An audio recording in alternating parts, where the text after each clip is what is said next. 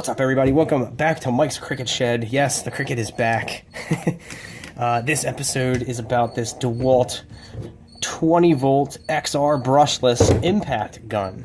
Now, this is like their mid-torque, their middle-of-the-road, middle-sized, middle amount of power, half-inch anvil impact gun. As you everybody remembers the great torque war of 2016, when like every company was trying to outdo everybody with torque numbers, and everybody was like 900, 1,000, 1,200, and they were these giant impact guns. And then everybody, once the top end settled down, everybody started to produce these smaller, more compact, less torque, more practical, honestly, impact guns. And this one here is rated at 330 foot-pounds, which, you know, isn't the most on the market, but it's also not the biggest on the market. This thing only weighs 5 pounds. It's, if you know some of the 1,000 foot-pound torquers, they're huge. They're huge and they're heavy, and they will break anything on the other end of them, but you don't always need that. In fact, most of the time you don't need that. There's only really crazy situations where you need like 500, 600, 700 foot-pounds of torque. Almost anything you're going to run into, like even 200, 250 on your average car is going to be a lot. And that's something that was like corroded or bent or something's messed up. And whereas the 1,000 foot-pound models, you know, are going to be overkill, and they're going to be a lot bigger. And this is their more compact, more practical size. So like I said, this has got the half-inch anvil with the pin detent, and you can see it's like tapered, it's pointy like that, you know, like one of Madonna's bras almost. And my other model of impact gun, one of the 1,000 foot-pounders, has a hog ring, and I always thought that the hog ring was for easy changes, and the pin detent was for something, you know, if you were going to have a socket on there all day, like if you were building a bridge or something, or a steel building. But surprisingly, this goes even when you line it up with the hole. It goes on and off relatively easy without being too loose. And if you don't line it up with the hole, just one of the detents inside the socket. Oh yeah, that's it. You line it up with the hole and it sticks on there good. And you line it up not with the hole on this particular socket and it'll come off pretty easily. I thought you actually had to, I thought maybe you'd have to use a tool to actually get that off if it's lined up with the hole, but this particular impact, you don't need to do that. It comes, let's see, one-handed. That's fresh, you know, and it's barely seen any use, and I can pull it off with one hand, so I kind of like the pin detent on this one. If you remember, let's go 10 years ago, if you wanted an electric impact, because air was the only way to go, you were getting a corded one, and it was 3 times bigger than this, and it would maybe have 180, maybe 225 foot-pounds of torque. And that you were pretty bad if you had one of those.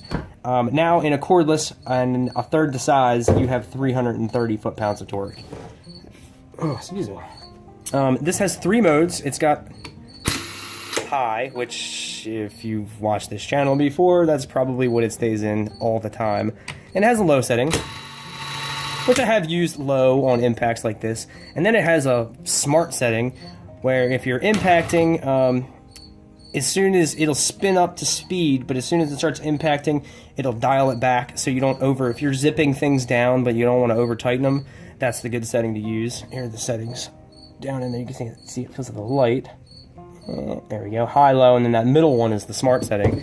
And then if you're going in reverse, it'll impact, you know, full blast, and then as soon as it realizes that the nut is loose, it'll dial it back so you're not spinning the nut off real fast. So it's got a kind of a smart setting. That could be good for some people. Me personally, I like to just put it in high, and then that's my finger right there. That's all the control that I use there. But let's see, brushless motor. Yeah, I got the 6 amp 6.0 battery on here right now, which has been working really good. I did change a tire on my van with this exact 22 millimeter socket right there, and like nothing. It was a 3/4 ton van, and I happened to have this and my half-inch deep sockets, and got a flat tire, and no problem. It was 1,000 times better than using that garbage that they give you with their tire change kit, you know, that comes with any vehicle. Yeah, this is staying in my van just for the sole purpose if I get a flat. Not too many other things in the electrical trade I would use this for. I use a 3/8 a lot, but for the 1/2 inch, this is it's just convenience. You drive around nails on job sites, you get flat tires. Bad weather, rain, you don't want to be stuck out there with the, like I said, the garbage that they give you with, that comes with the van or the vehicle, truck, whatever.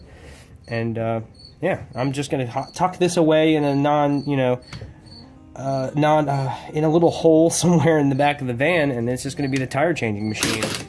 And I keep my other one down in the toolbox, so I got them, kind of dispersed throughout my tool using places, I guess. I'm kind of rambling now. But I know I like this. Like I said, this is it's solid. It's damn solid. 330 foot-pounds. You're not going to run into too much stuff that's tighter than that.